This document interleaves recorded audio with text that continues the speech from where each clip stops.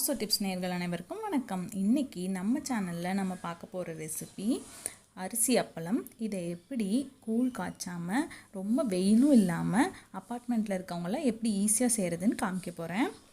எங்கள் சேனலுக்கு first time வந்திருக்கீங்கன்னா சப்ஸ்கிரைப் பட்டன் கிளிக் பண்ணி சப்ஸ்கிரைப் பண்ணிக்கோங்க.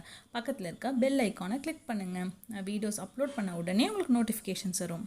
வாங்க ரெசிபிக்குள்ளே போகலாம். இப்போது இதுக்கு தேவையான பொருட்கள் என்னென்னு பார்ப்போம். அரிசி ஒரு கப் எடுத்திருக்கேன். இது வந்து பச்சரிசி. ஜவ்வரிசி வந்து மாவு ஜவ்வரிசின்னு கடையில் கேட்டு வாங்க. அது வந்து ஒரு 1/2 கப் எடுத்திருக்கேன். நைலான் ஜவ்வரிசின்னு இருக்கும், அது வந்து இதுக்கு நல்லா இருக்காது. மாவு ஜவ்வரிசி தான் கரெக்டாக இருக்கும். இப்போது இந்த அரிசி ஜவ்வரிசி ரெண்டையுமே நீங்கள் தனித்தனியாக ஊற வைங்க. ஒரு 6லேருந்து 8 மணி நேரம் ரெண்டுமே ஊறட்டும். இது கூட பச்சை மிளகாய் 2, 1 ஸ்பூன் எள்ளு, 1 ஸ்பூன் ஜீரகம் எடுத்திருக்கேன். இப்போ நீங்கள் வந்து நான் வந்து கொஞ்சம் காரம் கம்மியாக இருக்கட்டும் 2 பச்சை மிளகாய் போட்டிருக்கேன். நீங்கள் காரம் வேணும் அப்படின்னா அதுக்கு தகுந்த மாதிரி ஆட் பண்ணிக்கோங்க.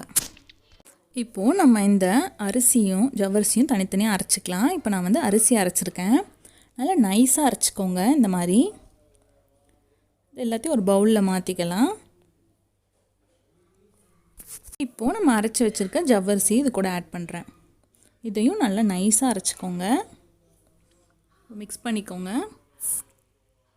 எப்போவுமே இந்த அப்பளம் வத்தல் இதெல்லாம் நீங்கள் செய்யும் போது அரை உப்பு ஆட் பண்ணுங்கள். ஏன்னா அது வெயிலில் காஞ்சி நமக்கு ஸ்ட்ரிங்க் ஆகும் போது உப்பு ஜாஸ்தியாக இருக்க மாதிரி தெரியும். இப்போது நம்ம இது கூட நம்ம அரைச்சி வச்ச பச்சை மிளகா இதையும் ஆட் பண்ணிக்கலாம். ஜீரகம் கூடவே எள்ளு எல்லாத்தையும் நல்லா மிக்ஸ் பண்ணி விட்டுடலாம். நல்லா மிக்ஸ் பண்ணி விட்டுருங்க. இப்போ நீங்கள் மிக்ஸ் பண்ணதுக்கப்புறம் உங்களுக்கு தோசை மாவு இருக்கும்ல அந்த பதம், இல்லை அதோட கொஞ்சம் கூட தண்ணியாக இருக்கலாம், அந்த மாதிரி இருந்தால் கரெக்டாக இருக்கும். இதுதான் இதுக்கு கரெக்டான பதமாக இருக்கும். அப்புறம் நம்ம ஒரு பாத்திரத்தில் நல்லா தண்ணி சூடு வச்சுக்கலாம். இந்த மாதிரி தண்ணி நல்லா கொதிக்கட்டும். நீங்கள் அந்த பாத்திரத்தோட வாய் இருக்கும்ல அதுக்கு கரெக்டாக இருக்கிற மாதிரி ஒரு பிளேட் எடுத்து அதில் இந்த மாதிரி ஆயில் அப்ளை பண்ணிக்கோங்க. அப்ளை பண்ணிவிட்டு இந்த மாவை கொஞ்சம் நைஸாக ஊற்றுங்க. நைஸாக இருக்கிற மாதிரி பார்த்துக்கோங்க. அப்புறம் இதை வந்து அந்த பிளேட் அதுக்கு மேலே வச்சிடலாம். நம்ம தண்ணி கொதிக்கிறதுல அங்கே வச்சிடலாம். கொஞ்சம் கொஞ்சமாக அதோட கலர் சேஞ்ச் ஆக ஆரம்பிக்கும்.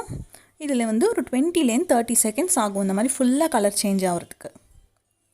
சேஞ்ச் ஆனதுக்கப்புறம் நம்ம வந்து திருப்பி போட்டுடலாம். இப்போது இது போதும், திருப்பிக்கலாம்.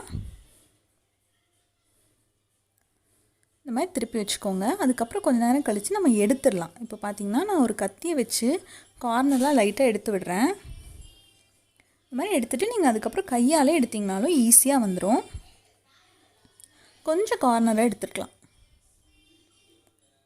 இப்போது கையால் எடுத்துடலாம். பார்த்திங்கன்னா உங்களுக்கு ஈஸியாக வந்துடும். இப்போது நான் வந்து எல்லாத்தையும் இந்த மாதிரி பண்ணி எடுத்துக்க போகிறேன். இப்போ எங்கள் வீட்டு பால்கனி பார்த்திங்கன்னா ரொம்ப சின்னதாக தான் இருக்கும். இதில் வந்து வெயிலும் வராது ரொம்ப, ஏன்னா ஆப்போசிட் சைட் பில்டிங் இருக்கும். மத்தியானம் ஒரு 1 மணி நேரம் கிட்ட கொஞ்சமாக வெயில் வரும். அதில் நான் இந்த மாதிரி காய வச்சுருக்கேன். பட் ஆனால் இதுக்கு வெயில் கண்டிப்பாக வேணும்னு அவசியமே இல்லை. நீங்கள் ஃபேன்லேயே வச்சிங்கன்னா கூட காஞ்சிரும்.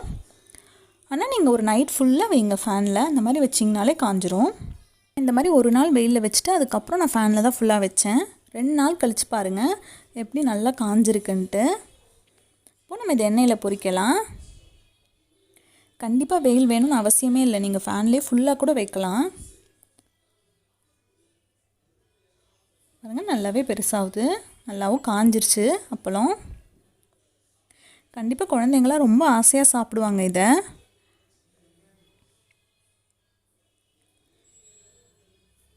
மாடியில் போடுறோன்னா நம்ம மாடியெல்லாம் க்ளீன் பண்ணி தூசு வராமல் நம்ம ரொம்ப பார்த்து பண்ணணும். இந்த மாதிரி பண்ணும்போது உங்களுக்கு அந்த ப்ராப்ளமும் இருக்காது. நல்லா வீட்டுக்குள்ளேயே இதை செய்யலாம்.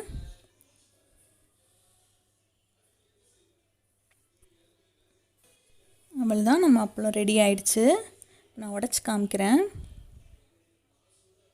பாருங்கள் நல்லா காஞ்சு நல்லா மொறுன்னு இருக்கு அப்பளம். நீங்களும் இதை உங்கள் வீட்டில் ட்ரை பண்ணி பாருங்கள். எனக்கு எப்படி இருந்துச்சுன்னு கமெண்ட்டில் சொல்லுங்கள். இந்த வீடியோ உங்களுக்கு பிடிச்சிருந்துச்சுன்னா லைக் பண்ணுங்கள், ஷேர் பண்ணுங்கள், எங்கள் சேனலுக்கு சப்ஸ்கிரைப் பண்ணுங்கள். தேங்க்யூ, பாய்.